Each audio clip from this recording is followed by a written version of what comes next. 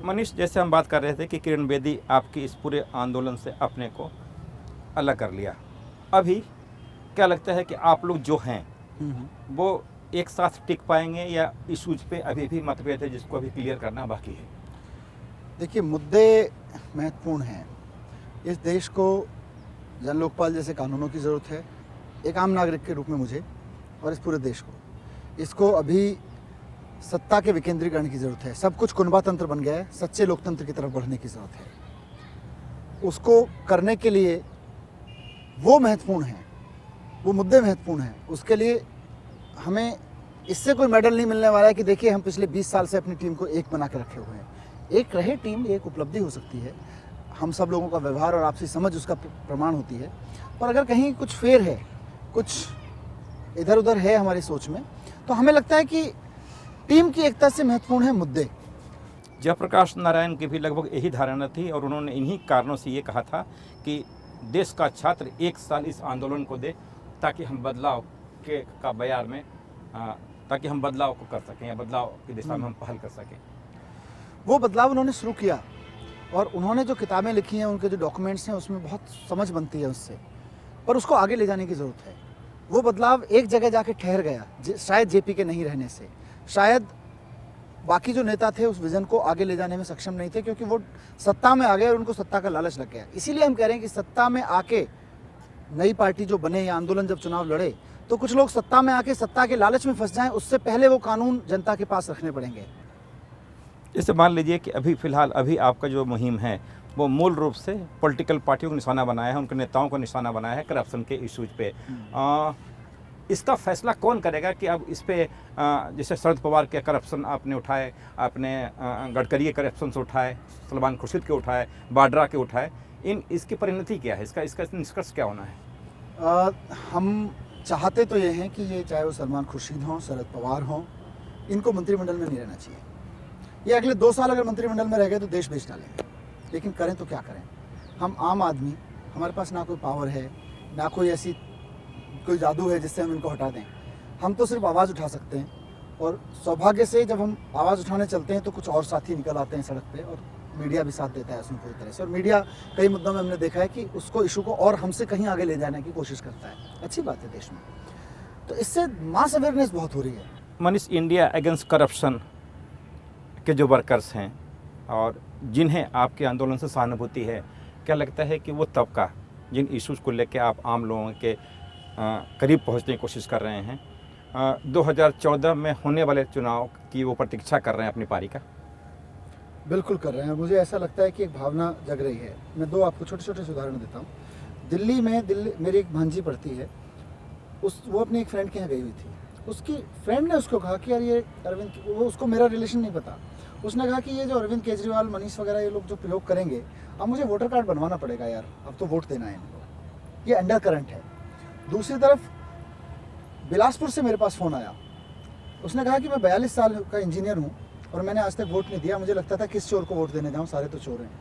उसने कहा लेकिन मुझे लगता है कि अब मुझे वोटर कार्ड बनवा के वोट देना है, अब मेरे वोट का सदुपयोग होने का समय आया है। तो मैंने उससे पूछा कि यार मैं तो चुनाव नहीं लड़ूंगा वहाँ से, और ना ही अरविंद भाई शायद लड़ें वहाँ से, आपको इतना भरोसा क्यों? तो बोले कि बात आप पे भरोसे की नहीं है, बात इस लहर पे भरोसे की है जो देश में बन रही है। जैसे वाड्रा का मामला था, शरद पवार का मामला था, गडकरी का मामला था, सलमान खुर्शीद का मामला था, जिन इश्यूज़ को आपने उठाए, जिसको मीडिया ने काफ़ी जगह भी दी, एक आरोप आपके संगठन पर ये लगा कि आप के पास एजेंडा नहीं है और आप सुर्खियाँ पाने के लिए अब बड़े लोगों का नाम ले रहे हैं। इससे बड़ा एजेंडा क्या होगा कि इस देश के नेता सर से पांव तक भ्रष्ट हो गए हैं। इस देश की सारी पॉलिटिकल पार्टियां, बाहर उनके नाम अलग हैं, उनके हेड अलग हैं, अंदर पर्दे के पीछे सब के सब एक ही काम कर रहे हैं। वो यह है कि देश के लोगों की मेहनत की कमाई पर लूट रहे हैं और देश के प्राकृतिक संसाधनों को मुनाफाखोरों को बेच रहे हैं। यही 2 काम चल रहे हैं इस देश में, और सारी पार्टियां मिलकर कर रही हैं। जिस राज्य में जिसकी सत्ता हो आप उठा के देख लीजिए, कश्मीर से लेकर कन्याकुमारी तक काम यही चल रहा है। देश को कैसे लूटा जाए, देश के प्राकृतिक संसाधनों को कैसे लूटा जाए। इससे बड़ा एजेंडा क्या होगा देश का? हमारा एजेंडा ये नहीं है कि हम देश को जाति और धर्म में बांटें। हमारा एजेंडा ये नहीं है कि देश में तमाम तरह की विचारधाराओं की अफीम पिलाई जाए। एजेंडा ही ये है इस देश में इस वक्त कि भ्रष्टाचार है, सारी पार्टियां भ्रष्ट हो चुकी हैं, नेता या तो भ्रष्ट हो चुके हैं या भ्रष्टाचार के सामने हार के अपनी पार्टियों में दुबक के बैठ गए हैं। उन सबको हम कह रहे हैं कि आइए इस एजेंडे पे बात करते हैं। आपका पूरा मूवमेंट दिल्ली तक आकर केंद्रित होता हुआ दिख रहा है, दिल्ली में ही इश्यूज उठा रहे हैं। शायद ऐसा इसलिए कि हाँ, मीडिया का एक बड़ा प्रभाव है, एक बड़ा उनका सपोर्ट है आपको। छोटे शहरों में जैसे करप्शन के इशू उठें, चाहे हम बात करें रेड्डी बंधुओं का कर्नाटका का, या फिर महाराष्ट्र में जहाँ से ये आंदोलन, जहाँ आपने करप्शन के इशू उभार किया है, छोटे शहरों का रुख क्यों नहीं कर रहे हैं? देखिए, ये बात सही है कि अधिकतर गतिविधियाँ दिल्ली में हो रही हैं। वजह उसकी यही है कि दिल्ली इस देश की राजनीति का केंद्र है और गूंगी बहरी हो चुकी राजनीति को सुनाने के लिए दिल्ली में कुछ ना कुछ होते रहना बहुत ज़रूरी है। लेकिन मुद्दे कहाँ के उठ रहे हैं ये देखना पड़ेगा। मुद्दे सिर्फ दिल्ली के नहीं उठ रहे। बिजली का मुद्दा दिल्ली का है, लेकिन इससे बाहर जाते हैं तो डीएलएफ हरियाणा का मुद्दा है। इससे और आगे जाते हैं तो विदर्भ महाराष्ट्र का मुद्दा है। जब नितिन गडकरी का करप्शन का मुद्दा उठता है तो विदर्भ का उठता है। तो ऐसा नहीं है कि सिर्फ दिल्ली के मुद्दे उठ रहे हैं। जब हरदा भी हम जाते हैं, हरदा में किसानों के मुद्दे पे जब उनकी ज़मीन छीनी जाती है, जल सत्याग्रह करते हैं। कुडानकुलम में भी जाते हैं वहाँ पे। अंत में एक क्वेश्चन, आप सामाजिक बदलाव की भी बात कर रहे हैं, व्यवस्था में बदलाव की बात कर रहे हैं। देश में जितने छोटे छोटे आंदोलन चल रहे हैं और जो आंदोलन समूह है, उनको साथ लाने के लिए आप क्या कर रहे हैं? हम चाहते हैं कि ये जो आंदोलन है, चुनाव आयोग की नज़र में तो ये पार्टी होगा, लेकिन ये आंदोलनों का एक अम्ब्रेला हो। जन लोकपाल आंदोलन उसका एक हिस्सा रहे, पॉस्को का आंदोलन उसका एक हिस्सा रहे, विदर्भ के किसानों के आंदोलन उसका एक हिस्सा रहे, व्यापारियों का आंदोलन उसका एक हिस्सा रहे जो करप्शन के खिलाफ लड़ रहे हैं, और उन सबका अम्ब्रेला बन के एक पार्टी बने। वो पार्टी चुनाव लड़े। पार्टियाँ अलग अलग ना हों, पार्टियों का समुच्चय ना बने, आंदोलनों का समुच्चय बने, और उसी के हिसाब से इसकी नीतियाँ तय हों। व्यापारी बेहतर जानते हैं कि उनके लिए क्या नीति होनी चाहिए। किसान बेहतर जानता है कि, या किसान के नेता जो किसानों पर ग्रास रूट पर काम कर रहे हैं, वो बेहतर जानते हैं। तो वहाँ से वो चीज़ें निकल के आएँ। ये हमारा आंदोलन नहीं है, इस देश की जनता ने इसको बड़ा बनाया था। हम तो 4 लोग जंतर मंतर पे पिछले साल 2011 में बैठ जाते तो कौन पूछने वाला था। इस देश के लोग गुस्से में बाहर निकले थे और उस गुस्से का रिफ्लेक्शन इस आंदोलन में दिखना चाहिए, आगे चुनावी क्रांति में भी दिखना चाहिए। वो अगर जिंदा रहा और वो यूनाइटेड रहा तो फिर ये इन पार्टियों का तहस नहस होना बहुत लाज़मी। एक चीज़ और कि पूरे जो पॉलिटिकल पार्टियाँ हैं उसका बेस कास्ट बेस्ड पॉलिटिक्स है पूरे देश में। कोई भी पार्टी की बात करते हो आप, कास्ट को अलग कैसे कर पाएंगे?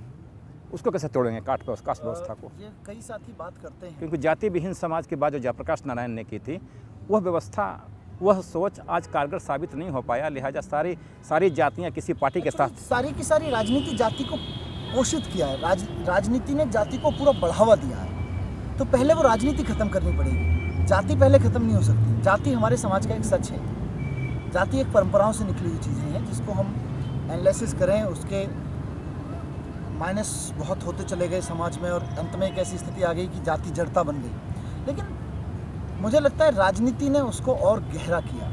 पहले उस राजनीति की खाद पानी बदलनी पड़ेगी। वो राजनीति जो जाति से खाद पानी लेती थी, उसको एंटी करप्शन फीलिंग से, देशभक्ति की फीलिंग से खाद पानी देना पड़ेगा। जिस दिन इस देश की राजनीति को एंटी करप्शन फीलिंग, देशभक्ति की फीलिंग, राष्ट्रीय फीलिंग, अपने राष्ट्र को अपना, समाज को अपना, आदमी को आदमी समझने की फीलिंग से खाद पानी मिलने लगेगा, जातियाँ रहेंगी, परंपराओं में रहेंगी, सरकारों में नहीं रहेंगी, राजनीति में नहीं रहेंगी। और ये संभव है, शायद इसकी 2014 से एक अच्छी शुरुआत हो सके। बहुत बहुत शुक्रिया आपका। ये थी आज की बातचीत। अगले सप्ताह किसी नए मेहमान के साथ फिर मिलते हैं। फिलहाल लेते हैं विदा।